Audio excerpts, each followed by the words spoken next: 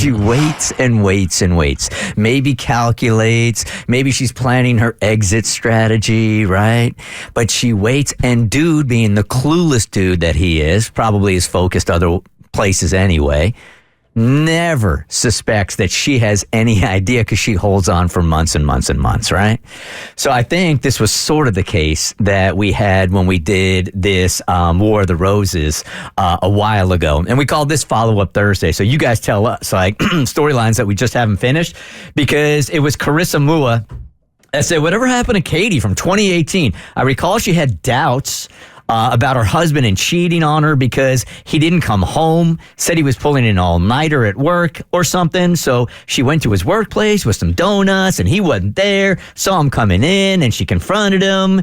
He said he went to Target and such. And I remember y'all did a War of the Roses on him. He didn't seem to send them to his wife. Do you guys remember this? So how did it go? But at the end of the day, I think we busted the dude. Yeah, so I love that Chris is finally getting her answer because she hit me up back in May and then she hit me up again in July. She's been very persistent about getting this update. So this originally started December of 2018, okay? Katie reached out to us with a suspicion that her husband was cheating because he started working more after a new girl at his job was hired. One night, he claimed he had to pull an all-nighter at work. But when Katie showed up at his job with donuts, he wasn't there. Do you remember the great donut run of 2018? Yep, little plot twist, yep. All right, so we told her to wait out to see if he would return, and he did. He claimed that he went to Target to get a shirt, but we weren't buying it, just like he did buy that shirt. We advised her to hack into his account to verify the Target charge, but he changed all his passwords.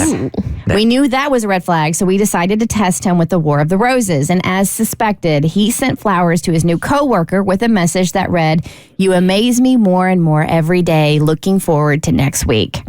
The following week, he was scheduled to go on a work retreat with this woman in tow. So what did Katie do after confirming that her husband was shady? All right, before we get an email, I rarely do this, but let me ask you guys a question. If we were going to open up the Bert Show's book of records, and we'll put you on the voice disguiser here, who listening held on to the information that your husband, wife, boyfriend, girlfriend was cheating the longest? Like you found out about it and you just waited and waited and plotted and he had no idea. Who held out the longest? 1-855-BERT Show. Okay, now the update. I don't exactly remember what I told you all. It turned out he was having an affair with that coworker. I confronted him about it, and you wouldn't believe the cascade of excuses he gave me. I would. It started like this. That's what it sounded like. Many of which painted me as the bad guy. What? Somebody's deflecting and gaslighting? What? Shut up. Crazy. I don't remember all the reasons he gave, but the basic gist of his excuse was that I had not been giving him enough attention. It's on her. Really, this is her issue. I knew then that my marriage was over. He did attempt to promise to end it with her, but I saw through it pretty quickly. He didn't actually intend to make good on that promise. Long story short, we separated and got divorced within the year. And honestly, considering the circumstances, the divorce process was far smoother than I would have ever suspected. He must have felt some guilt because he agreed to most of what I proposed. I guess there's always some silver lining. Fast forward to now, I'm engaged. Hey. This is a silver lining. Yeah. Found myself a gem who's everything I've ever wanted. As for the ex, we don't chat much. From what I've heard, he's in a relationship, but not with the coworker. Last I heard, she moved away. I guess in the grand scheme of things, everything turned out just fine. Well, then there you go. All right, Good so, update. and I'm not a marriage counselor or anything, but dudes, if you're feeling alienated from your wife and she's not giving you enough attention, I think the better option than cheating on her is saying to her something like, I don't feel like you're giving me enough attention. No, that's too easy. Is it?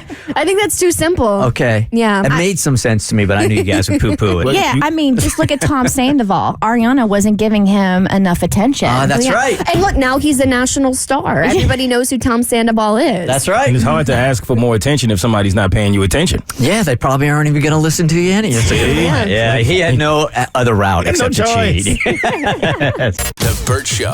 Like what you just watched? Well, you can get way more of The Bert Show on Apple, Spotify, Stitcher, or wherever you get your favorite podcast.